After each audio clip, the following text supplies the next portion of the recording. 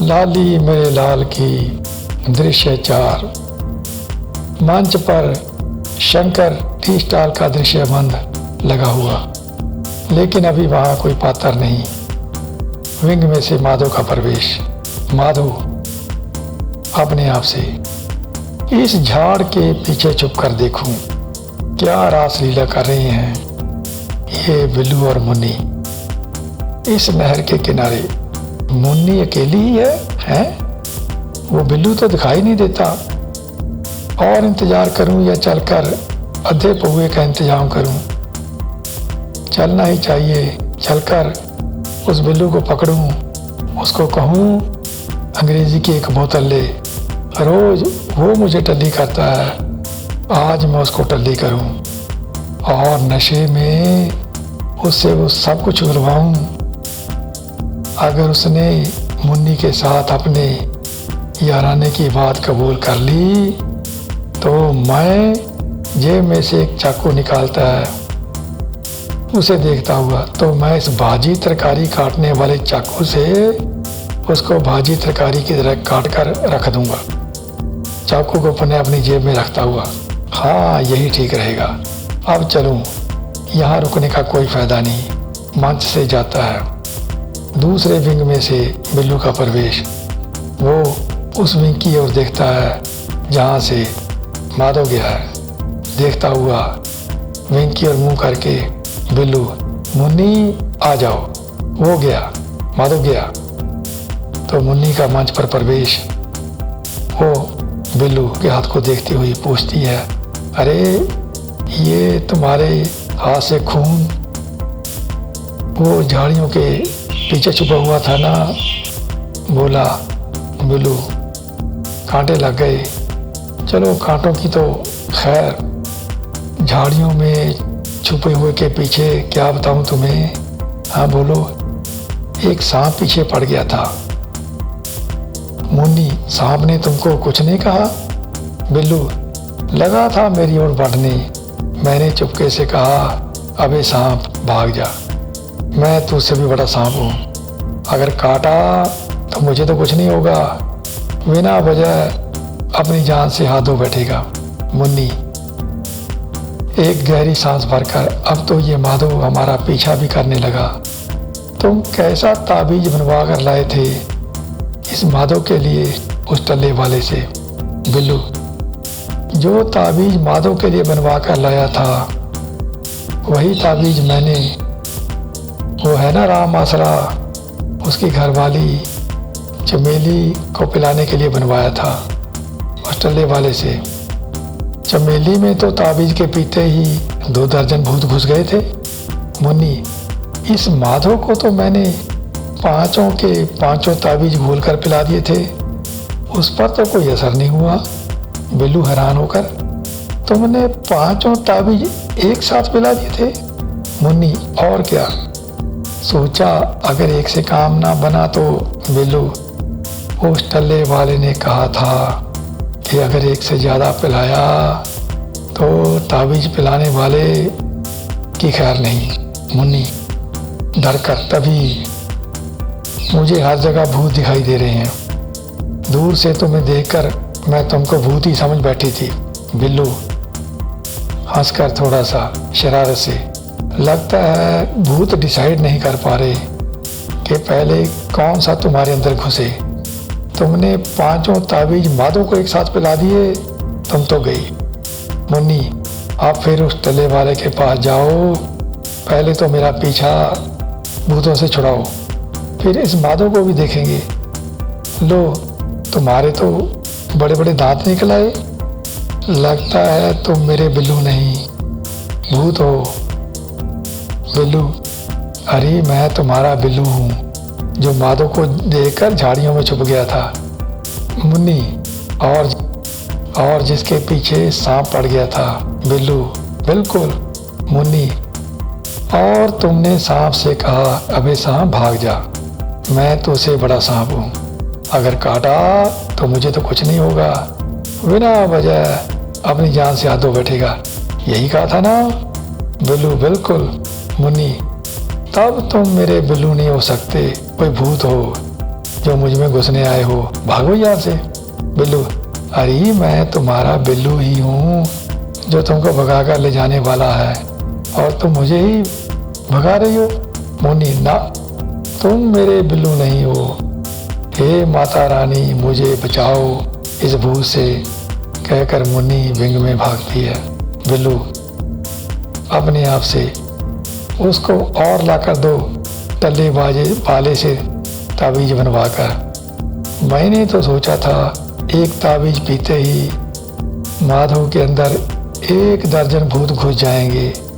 यहाँ तो इस मुन्नी ने ही मुझे भूत बना दिया। फिर जाना पड़ेगा उस टल्ले वाले के पास, पर जेब में फूटी कौड़ी भी नहीं। चलूँ जीजा जी के पास, उससे पैसे मांगूं और टल्ले वाले से नया ताबीज बनवा कर लाऊं। कहकर विंग में जाता है। विंग में से शंकर का प्रवेश। वह आकर टी स्टार पर बैठता है और अपने आप से बड़बड़ाता हुआ, शंकर, ये मेरी बेटी लाली को क्या होता जा रहा है? रात को उठकर बैठ जाती है और वो ट्रंक जो बग्गा हमें अपने घर रखने को देकर गया था उसको घूरती रहती है। और ये बग्गा कह रहा था वो सेठ की लड़की के यहाँ उसकी तस्वीर बनाने जाता है। पता नहीं कितने दिन और लगेंगे। इतने दिनों से कंजर ने शक्ल ही नहीं दिखाई अपनी। तभी विंग में से बिल्लू का प्रवेश। उसको देखकर शंकर उसे संबोधित होता है, बोलता है, अरे साले साहब, तुम्हारी अम्मा जी का फ़ोन आया था, पूछ रही थी तुम कब आ रहे हो। बिल्लू, अम्मा का फ़ोन आया था, क्या कहती थी? बेंच पर बैठता है शंकर, बहुत बीमार है बेचारी, कह रही थी तुमसे मिलने को बहुत मन कर रहा है। बिल्लू, बहुत बीमार है? शंकर, और क्या, मेरे हिसाब से तुम्हें कल निकल ही जाना चाहिए। बिल्लू, क्या बात जीजा जी, साले से इतनी जल्दी घबरा गए? शंकर, नहीं, मैं तो तुम्हारी अम्मा की वजह से कह रहा था। बिल्लू, अम्मा की बीमारी के लिए तो जीजा जी, शंकर, अपने घर जाकर किसी अच्छे से डॉक्टर को दिखाओ। बिल्लू, मैं कल ही जाता हूँ। शंकर, पक्का? बिल्लू, 100%। मगर अम्मा का डॉक्टर कोई इलाज नहीं कर सकता। बिल्लू की बात सुनकर शंकर, तो और कौन कर सकता है? शंकर, टल्ले वाला। मैं आज ही टल्ले वाले के यहाँ जाता हूँ, उस बाबा के पास कुछ पैसे हैं। शंकर, वो किस लिए? बिल्लू, टल्ले वाला बाबा माँ के लिए ताबीज बना कर देगा। शंकर अपने गले में से कुछ पैसे निकाल कर बिल्लू को देता है। बिल्लू उठने लगता है। तभी विंग में से लाली आती है, बाल बिखरे हुए, चेहरे पर भाव ऐसे जैसे उसे अपने आप की होश ना हो। शंकर अपने आप से, इस लड़की को क्या होता जा रहा है? बिल्लू, मैं भी देख रहा हूँ, ये मुझसे भी अजीब सा बर्ताव करती है। लाली आकर एक कुर्सी पर बैठ जाती है और गुमसुम सी धरती को घूरने लगती है। अचानक शंकर की ओर मुड़कर कहती है लाली, बापू, ये बग्गा चाय मांग रहा है, इसे देते क्यों नहीं? उसकी बात सुनकर शंकर और बिल्लू एक दूसरे की ओर देखते हैं। फिर शंकर लाली से, शंकर, बेटा, लाली बेटा, यह बग्गा कहाँ है? लाली इधर उधर देखती है, यहाँ नहीं है, कहकर विंग में जाती है। बिल्लू शंकर से, जीजा जी कुछ समझे? शंकर, सब समझ गया, ये सब उस बग्गे की वजह से है। बिल्लू, और वो बग्गा सुना है उस सेठ की लड़की के चक्कर में है। शंकर, जो भी हो, हमें कुछ करना पड़ेगा, नहीं तो ये लड़की पागल हो जाएगी। बिल्लू, कुछ और पैसे दीजिए, मैं इसके लिए भी टल्ले वाले से ताबीज बनवा कर लाऊंगा। शंकर, इसकी छोड़, इसको किसी अच्छे से डॉक्टर को दिखाता हूँ मैं। तू अपनी अम्मा के लिए जो उस टल्ले वाले से ले आना है लेकर आ। बिल्लू, क्या बात करते हो जीजा जी, मेरी इकलौती भांजी है, मैं इसे ऐसे देख सकता हूँ? लहू का घूंट पी कर रह जाता हूँ उसकी ऐसी हालत देखकर। डॉक्टर वाक्टर को तो बाद में दिखाएंगे, मैं टल्ले वाले से इसका इलाज करवाता हूँ। शंकर, टल्ले वाला इसका क्या इलाज करेगा? बिल्लू, क्यों नहीं करेगा? शंकर, इसको किसी भूत ने पकड़ लिया गया जो टल्ले वाला इसका इलाज करेगा?